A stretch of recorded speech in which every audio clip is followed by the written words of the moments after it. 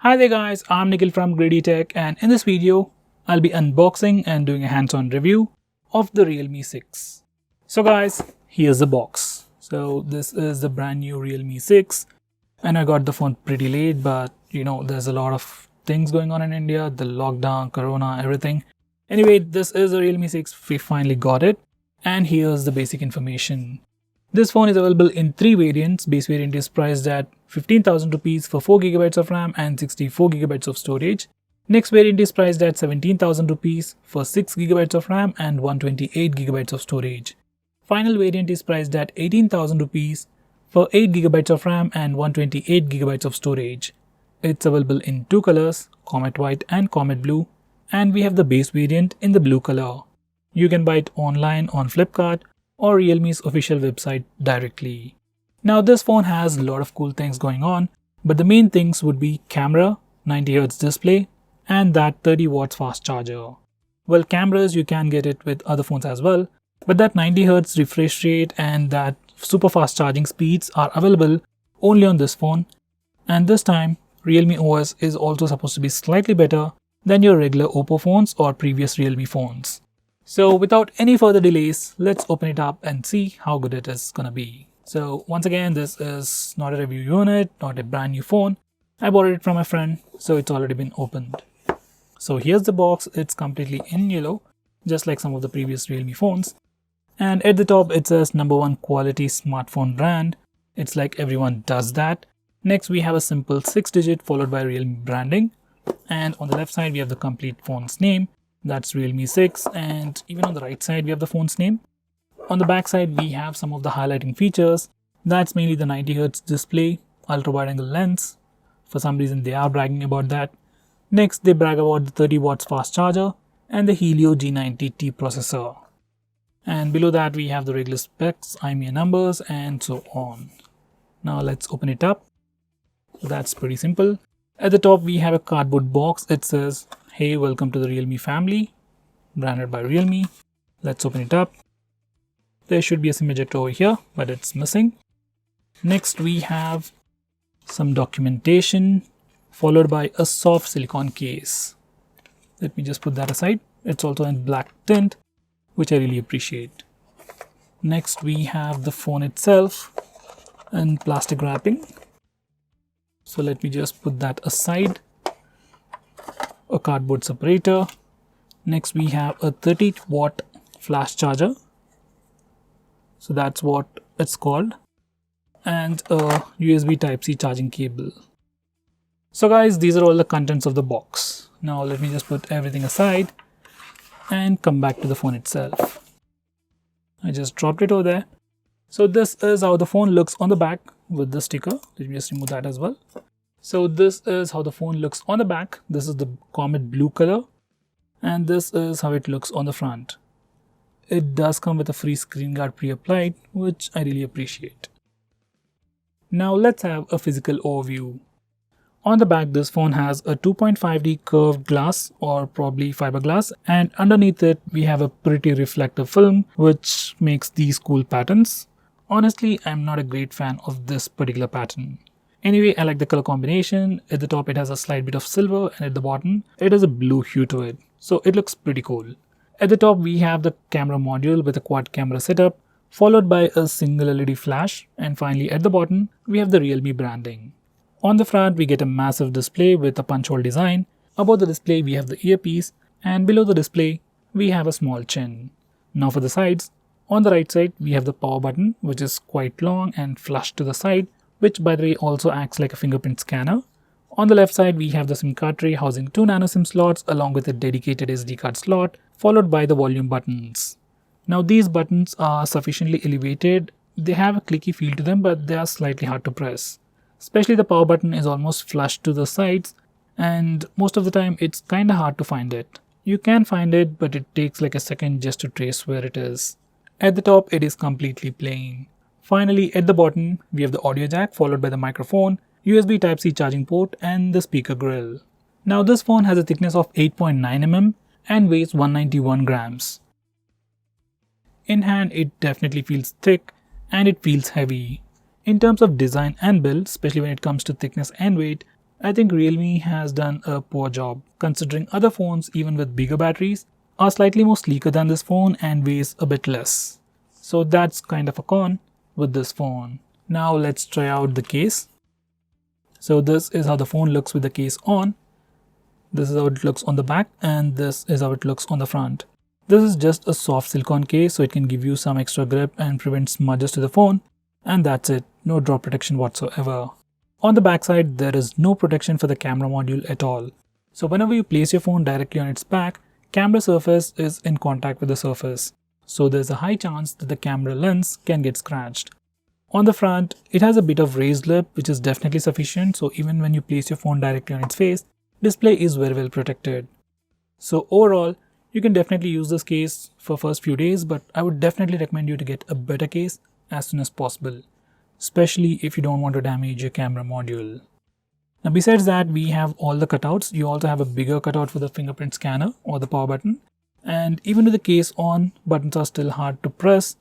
Overall, not a great experience using this case. Now let me just remove that. Now these are the complete specifications. On the rear, this phone has a quad camera setup with a 64 megapixel primary camera with Samsung GW1 sensor with f1.8 aperture. That's followed by an 8 megapixel ultra wide angle camera with 119 degree field of view and f2.3 aperture. That's followed by a black and white portrait lens with f2.4 aperture and a 2 megapixel macro camera with f2.4 aperture. For selfies, it has a 16 megapixel camera with f2.0 aperture and 79.3 degree field of view. On the front, you get a massive 6.5-inch Full HD Plus IPS display with 90Hz refresh rate with 90.5% screen to body ratio, protected by a 2.5D curved Corning Gorilla Glass. Under the hood, it sports a MediaTek Helio G90T processor with 4GB of LPDDR4X RAM and 64GB of UFS 2.1 storage. Right out of the box, it will be running Realme UI based on Android 10. Finally, powering this device is a 4300 mAh battery, which supports 30 watts flash charging and can charge your phone completely from 0 to 100% in less than 60 minutes. So guys, now let me turn on the phone and set it up and come back to you in a second. So guys, this is how the phone looks once we turn it on and set it up. This is the default launcher, and this phone is right now running Realme UI, which is slightly different from your regular Oppo and previous Realme phones. Well, it's exactly the same, but most of the bloatware has been removed and now it looks a bit more cleaner. With that said, most of the UI elements are still from the other Oppo phones, as you can see with the notification toggles and even with the settings page. Now let's check out the about page. So this phone is running Realme UI 1.0 based on Android 10, and right out of the box it has the May security patch, which is pretty decent. Now let's check the storage section. This is the base variant, so out of that 64GB of space, we get about 52GB of space free for our user apps and user data. Now let's check the RAM usage. So out of that 4GB of RAM, we get about 1.92GB of RAM free right out of the box, which is pretty decent. Now if you've noticed, so far everything seems to be pretty responsive in a bad way, like it's trying to speed up things, like you're changing the animation speeds and stuff. So far I'm not able to see that 90Hz refresh rate thing. It just feels like a software tweak. Now if we go to the display settings, we can see that as of now, at least right out of the box, refresh rate has been set to auto. So if you want to have a constant 90Hz refresh rate, you can go with 90Hz, and then maybe it might make a difference. I'll be using it at 90Hz for some time and giving you a quick verdict at the end of the video. Now let's check out the camera interface. So this phone has a quad camera setup with a regular 64 megapixel primary camera, wide angle camera, and a macro lens as well. So to switch between all these cameras, you have a toggle over here. By default, we are using the primary camera. Next, we have the wide angle camera. And if you go to the right, we have 2x digital zoom. And next we have 5x digital zoom. Now these digital zoom are just like taking a picture and cropping in. So I would recommend you not to use that. Now besides that, you can also do a pinch to zoom gesture to switch between different cameras. That's mainly the primary camera and the wide angle camera. Next we also have dazzle mode or chroma boost mode, which simply makes colors look a bit more popped out. Next we have portrait mode for the rear camera, And you can also change the amount of background blur effect we want before taking a picture using this slider. Next, we have a dedicated 64 MP mode. Even though this phone has a 64 megapixel primary camera, by default it compresses the image. For some reason, if you want to take a bigger 64 megapixel picture, you need to use this particular mode. Now, if you go to the more section, we have some extra options, and mainly we have the ultra macro mode. Now, if you want to take close-up shots, macro shots, this is the mode that you need to try. And I wish macro mode was directly on the dialer instead of going to the more. Now, if you go to video recording, we have the regular video recording. We can record video with the primary camera, even the wide angle camera as well. And let me just try to record with the wide angle camera. Now this footage is being recorded using the wide angle camera. Next, this phone also has a new feature. Now this is a regular ultra steady mode, and if you enable this particular toggle, it enables ultra steady max mode, which further stabilizes the footage, but as of now, footage from this mode doesn't look all that good. So I'd suggest you to stick with the regular ultra steady mode, which is usually much more stable. I'll show you sample shots later. Next, we have a dedicated night mode for the rear camera, and we can also use the night mode with the wide angle camera. So this is the night mode. Every time you take a picture, it takes a bit of more time to capture more light and then give you a better shot. Now let's check out the front camera interface. So this is the interface for the front facing camera, and every time you switch to the front facing camera, there's a cool animation near the front camera. Here's a quick preview once again. So that's the animation, and the user interface looks pretty similar to other Realme and Oppo phones. On the right side, we have the regular portrait mode, and once again, before taking a portrait selfie, we can change the amount of background blur effect using the slider. If you go to more section, these are the features that are available for the front facing camera. For some reason, we also got slow motion, and you might get a pretty funny footage using this feature. Anyway, going to the left side, we have video recording. That's using the front camera. Maximum resolution is 1080p. Next, we have the night mode for selfies as well. This is one of the few phones that offer night mode, dedicated night mode even for selfies. So that's the camera interface. Now, these are some sample shots.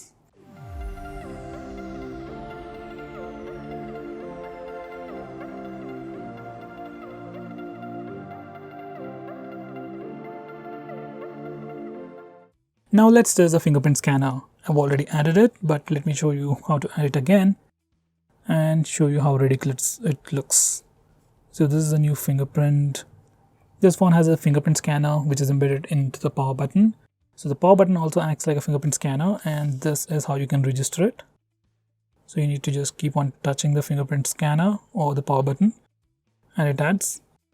Personally, I really hate this particular location for the fingerprint scanner. Let me know what you think about it.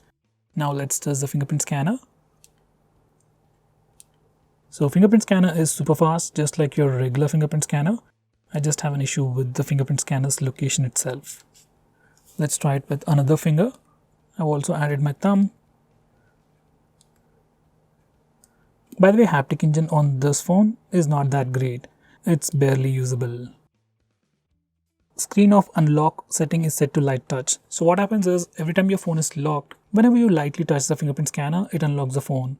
Well, if you really want to unlock the phone, it's really useful. But let's say you accidentally touched it with another finger. Then your phone just vibrates, rejects your fingerprint, and locks completely. So this is something that's been really annoying me. So to fix that, you need to go to the fingerprint settings, select screen of unlock, and select firm touch. Now once you do that, to unlock your phone, you need to physically press the power button or the fingerprint scanner itself. So if you just touch it, it won't unlock now. You have to press it and then it'll unlock. So this is something I would definitely recommend you to try out. Now let's test the face unlock feature. Once again, I've already set it up and it should be working, and it worked just now. So that's face unlock. For some reason it didn't work that well in the beginning, but now it's working really well. So in good lighting conditions, it is super fast. Let's try it in low lighting conditions. So even in low lighting conditions, it is super fast. Now let's try it in complete darkness. So even in complete darkness, it is super fast. But it seems to be more of a hit or a miss. Most of the time it does work without any issues, but sometimes it does miss, like this one. Let's try it again. So guys, that was the face unlock feature and it is working really well. It is super fast. Now let's check out the speaker loudness. By the way, this phone has just a single speaker at the bottom. Let's try the other one. The storms we chase are leading us, and love is all we'll ever trust. Yeah, no, I don't wanna waste what's left. And on we'll go. I know you won't save my life, save my life. So guys, that was the speaker loudness. It's not too loud, but sufficient for regular media consumption, ringtones and alarms. Now before I conclude, these are the benchmark scores. So guys, this is the new Realme 6. Initial impressions, phone does look pretty good. Definitely better than the previous Realme phones, especially in terms of UI, it's a huge improvement. A lot of the bloatware has been removed and a lot of the unnecessary applications have been removed as well. And the UI looks much more cleaner than previous Realme phones or even the current Oppo phones. So that's definitely a huge improvement. Besides that, this phone has a display with 90Hz refresh rate, and so far I really couldn't see much difference between this phone and a regular 60Hz display. That mainly has to do with the overall user interface. It's not super smooth, say like a Redmi phone or a OnePlus phone, so that 90Hz refresh rate is not that visible right out of the box. So about that refresh rate, I really have to use it a bit more to talk more about that.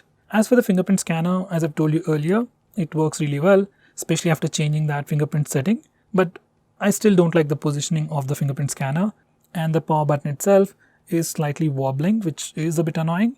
And whenever you accidentally touch it or accidentally press it with the wrong fingerprint, which gives out a haptic feedback, which is pretty bad. As for the cameras, from initial impressions, it definitely does a pretty great job. So guys, at a base price of 15,000 rupees, this is definitely one of the best phones out there. Its major competition would be the Redmi Note 9 Pro.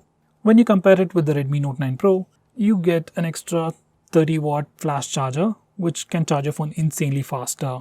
So that's going to be a huge difference. And besides that, with this phone, you're getting a MediaTek processor. So if you are someone who prefers a Snapdragon processor, then you might want to put it down. So if you could just ignore that and consider all the good things about this phone, then yes, at 15,000 rupees, you can definitely consider buying this phone. It's got great cameras, bigger battery, fast charging. I mean super duper fast charging. And even the display looks pretty great. Only con, I wish it was slightly more sleeker and a regular fingerprint scanner would have been great. So guys, what do you think about this phone? Do let me know by commenting below this video, and if you're planning to buy this phone, use the link in the description. It always helps the channel. If you want us to make any specific video, tweet out to us with the hashtag AskGreedyTech on Twitter and we will try to make it as soon as possible. I'm Nikhil from GreedyTech signing off. Have a nice day.